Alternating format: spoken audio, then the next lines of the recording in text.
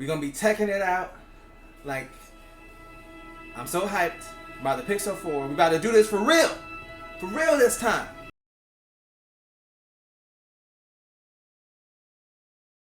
Instead of a bunch of devices doing their own thing. Hype.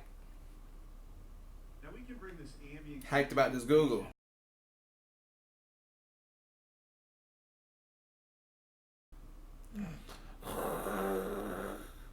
And the Solid team is working on a wide range of helpful new features. Towards this vision. With much more to come. And we couldn't get to all the product experiences today. Oh, so it's over. In New York, there'll be a lot more Thank God. details to see upstairs in person. It's time And for those on the live stream, to check it out.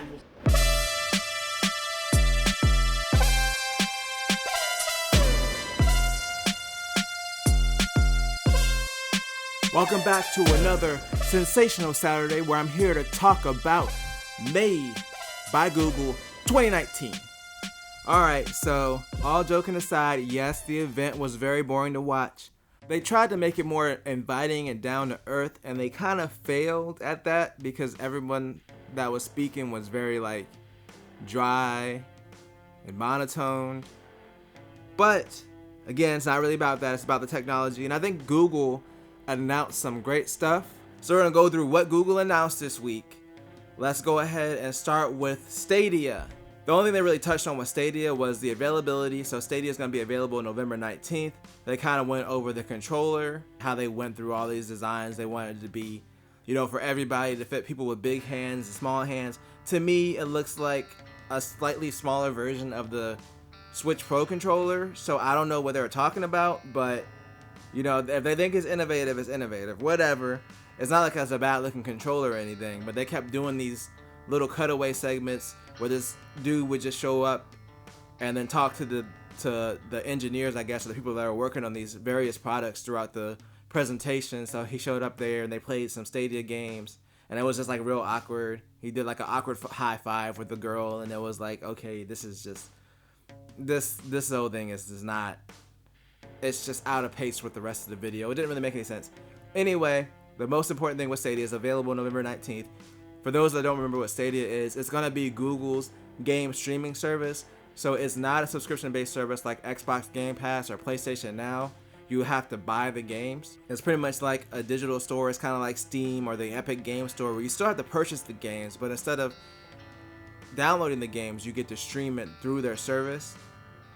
So it's gonna be a hard sell for a lot of people because it's not like, okay, I'm paying $60 for this game, I can't even download it, I can't play it offline. If something happens with my internet, I can't play it, especially if it's a single player game. So that's why I said it's gonna be a harder sell. And plus they might not carry over the same discounts, at least with like Steam. Humble Bundle has sales, Steam has sales. You might not be able to get the game discounted anywhere unless they're gonna allow for like keys that you can put on their service to activate games. But we'll have to see what it ends up being. They're also going to have two different plans. There's going to be a free version of it, which lets you play games in 1080p with stereo sound. There's going to be the $9.99 pricing tier that gives you 4K surround sound streaming. Plus, you're going to kind of get a free game every now and then, like they do with Xbox Live or PlayStation Plus, where you get that free game every month. I don't think they said if it's going to be every month or not. I know the first game is going to be Destiny 2. I believe it's Destiny 2 with the expansions. So, I'm probably gonna check it out just to see how it is, but I'm not really looking forward to Stadia. They didn't do much in this stream to sell people on Stadia or get them excited for it, in my opinion. So let's move forward to the Pixelbuds. So this is Google's attempt at a truly wireless earphone. So the case, I'll admit, it looks a lot like the AirPods charging case. It's a little bit more oval shaped. This looks more like an egg. But it has magnetic closing top like the AirPods case. It's also going to have wireless charging, and that's not really like it's a bad thing because I think that the AirPods case is one of the better cases out there. I used AirPods for over a year. Right now I'm using the Jabra Elite 65Ts, and I love the headphones, but the case really sucks. So for them to kind of take Apple's case design and do their own spin on it, I think is great. The fact that it has wireless charging is great. It's going to be $179. It's going to be out spring 2020. They didn't give an exact release date. Basically, they're the same concept as the AirPods. They're going to be fully wireless, 5 hours of battery life. They can get up to 24 hours with the charging case. They talked about the design, how they wanted them. They're in-ear headphones, so like they go in your ears, kind of like the Jabras. They talked about how they wanted to make them flat, like with your ear, not just, you know, sticking out of your ear like a lot of other headphones. It has like a little touch surface for pausing and playing music. Of course, it's going to have like Google Assistant built in, kind of everything that we expected from their headphones. They talked about the design a lot. I don't think it's that innovative. Personally, it looks like a lot of the other in-ear headphones. I applaud them for trying to focus on the size, but there's only so many form factors that you can do. So for them to kind of get out there and be like, oh, we did this innovative design, we tried to make them flat. And they're nice looking. I don't know how comfortable they are or whatever. I'm not saying they're not nice looking headphones, but I didn't think that the design was like anything to write home about. But I am interested in seeing how they perform once they come out or hear more about it.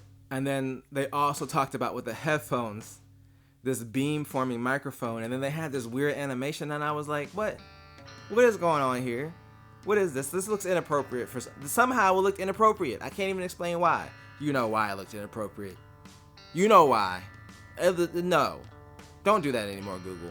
All right, next, Google talked about some of their privacy efforts and renewable energy, blah, blah, blah. We're going to skip over that. We're going to go right into the Nest stuff.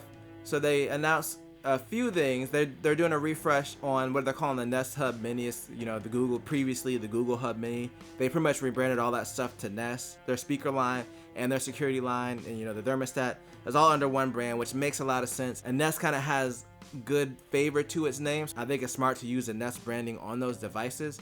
So the biggest thing was the Google Home Mini. It's supposed to have better speakers. So they put in a simple wall mount, as they said in the video. It's just a hole in the back of it so you can hang it on the wall. I wish they would do that with the Echo Dots. It makes a lot of sense for a device that small. You can kind of put it on the wall and it can be out of the way. It was just a nice touch. A lot of the other stuff that they announced for their Nest security really felt like they were playing catch up with Ring, especially because they're finally standardizing their pricing. The $6 a month plan gets you 30 days of event history. The $12 a month plan gives you 60 days of event history or 10 days of 24/7 monitoring.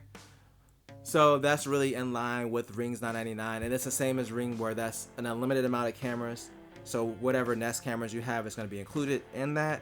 They also announced the new Google Wi-Fi. So it's basically what was rumored. It's going to have the Google Assistant built in, so their base stations are going to function as Google Assistant. They kind of showed off how you can call somebody on the other assistant. You can place it anywhere. It's supposed to have a wider range. It's supposed to be 2 times faster. Personally, we had with the version 1 of Google Wi-Fi, and honestly, it's a great system. We upgraded because we wanted more speed, so we upgraded to a gigabit router. But as far as coverage, we really didn't have any issues with it. I don't have anything negative to say about it personally. The Google Assistant for me would kind of be a deterrent in owning that product, just because I'm not in that ecosystem, so I would probably just disable it if I did own it. Like I said, it's not a deal breaker. It is cool if you're in that ecosystem. It definitely makes it worth it, and that's kind of what Google's going for anyway. So the Nest Wi-Fi is going to be available in November for $269 for the 2-pack, so the main router and then an access point, or the 3-pack, which is going to be $350, and that's going to be the main router and then 2 additional access points. So I can personally vouch for Google's Wi-Fi system, at least the first generation, that it is pretty good. It's not for me. I don't have a big enough house for a mesh router. But for those people looking for a mesh router that have a bigger house, I think it's going to be a compelling product. They made a good router the last time. I'm sure this one's going to be good. All right, moving forward, I'm going to briefly touch on the Pixelbook Go. So they announced a new Pixelbook at $649. They're trying to make it a little bit more affordable. They made it cheaper. 2 of the main things that were noted, not during the press conference, I had to research it outside of the press conference, but the previous Pixelbook has a 360 hinge so you can fold the screen all the way back. They got rid of that to kind of lower the price, and then they also got rid of the pen input, so you can still use your finger to touch, but it doesn't accept the pen input like the previous model did. But the previous model also started off at $1,000. This is about $350 cheaper. So I don't know what Google's doing with the Pixelbook. There's a lot of cheap, way cheap Chromebook options. Like for instance, I got my Chromebook for $180. So they have to really do something with the operating system, in my opinion, to add value to buying a higher end Chromebook right now it doesn't make sense. It's a nice looking machine. Obviously they took a lot of inspiration from the MacBook Pro or the MacBook Air, but which is not really a bad thing. But it's just, for me personally, I don't see the value in paying for better specs for the Chromebook. It's kind of like paying for better specs, like going from an iPad regular to an iPad Air. I don't see the value there either, because iOS just is not great at taking advantage of that additional hardware in that way. Same thing with Chrome OS. I kind of feel like that's where they are right now. But they're going to continue to work on Chrome OS, and hopefully they'll find a use case for this hardware, and then it'll make this device and their other Pixelbook devices more compelling. And last but not least, let's talk about the Pixel 4. Alright, so the Pixel 4 is going to release on October 24th, starting at $799 for the smaller version of it. I believe it's a 5.7 inch screen for the small version, 6.3 inch screen for the XL. They actually kept the design consistent this year, so it has, the forehead and the chin, as everybody calls it. I think the design is fine. There's nothing to write home about. So Google really chose functionality over form, which I can really applaud them for. They didn't try to do any kind of weird notch this year like they did with the XL last year, and then the notch duplicated itself, and it became a whole thing. They just avoided that this year. Like, we're not going to do a notch at all. We're just going to put this radar camera in here. We're going to call it a day. We got to have a chin in the forehead. We're going to have a chin in the forehead. And I can really applaud them for that. It's really hard to sell a flagship phone with that design. Everybody else is like, yo, we got to make the bezels as thin as possible. And Google's kind of like, well, whatever. We're just going to make the best phone that we can. I respect that. I don't think the design looks bad. It doesn't look like the greatest. But what they showed off is with their Face ID sensor, that was one of the new things.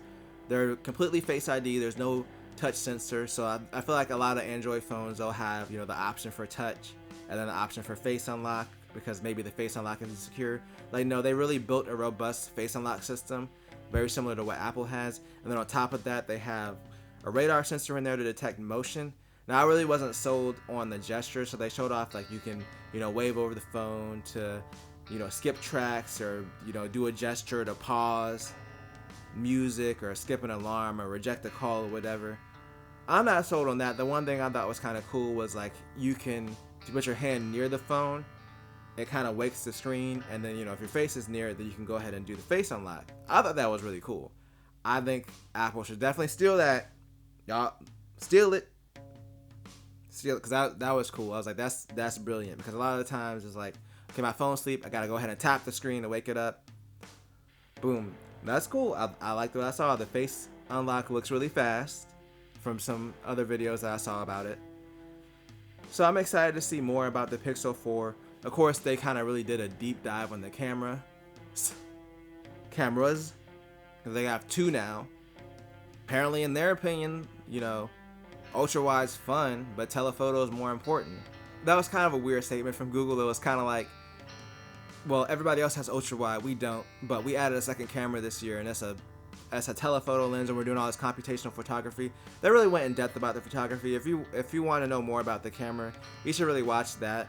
Basically, they're taking like 9 different exposures and combining them to reduce noise when you zoom in, and they're just kind of talking about how you can zoom in and get these nice, crisp, detailed shots. And they showed like a demo of them like way far out, and they zoomed in on the I believe it was San Francisco Bridge. My geography's bad. Sorry if it wasn't. But anyway, and it looked nice, but it's a demo, so you take it for a grain of salt. They also have live preview for HDR now, but so I guess before, if you were using HDR on the Pixel, you couldn't really, like, you just had to do it and then see how the picture turned out after. You didn't get a live preview, so that was one of the things that they touted. They're really giving more options in their camera app. I think a lot of it was just like they're really trying to make this more of a camera smartphone than just having a camera app in their phone that does everything for you. They're trying to give the user more manual control than you would get from like an iPhone. So I think that it's a great looking alternative from what I've seen so far, what they showed off on stage. Google, before, they had one camera, and it was one of the best cameras on their smartphones. So I'm definitely interested to see what they can do with 2 cameras. They showed off some of their improvements to night mode as well, their improvements to HDR. It was a really long and boring presentation about the camera. But there was a lot of good information there. Overall, I think the Pixel 4 is really a different take on a phone, just because of the design, just because Google's kind of out there in this. It's like, this is the phone as it is. We want to give you as much control as possible. I feel like instead of trying to strip things down, especially with the camera, they're just like, here you are. You have this powerful camera. We're going to give you all these tools in the camera app. We're going to do all this computational photography so you can kind of control your shots. They want that to be the go-to phone. That's what they made clear in the presentation. Overall, presentation was boring. I think you can skip it and kind of look up what they announced. But they really announced some great stuff. Anyway, that's going to do it for me and my Google-tastic rundown of this week's announcements. If you enjoyed this video, give it a thumbs up. If you like it, dislike it, that's fine. Thumbs down. Tell a friend, tell a coworker if you did enjoy it. Subscribe for more videos. I do tech news every Saturday. I'll be back on Tuesday with my Apple Watch review. I'm not doing Super Cheap Sunday this week. I decided it's actually going to be a once a month video going forward. So I'll be back next month with another Super Cheap Sunday. So stay tuned. And as always, remember to do at least 2 things at the same time. Peace.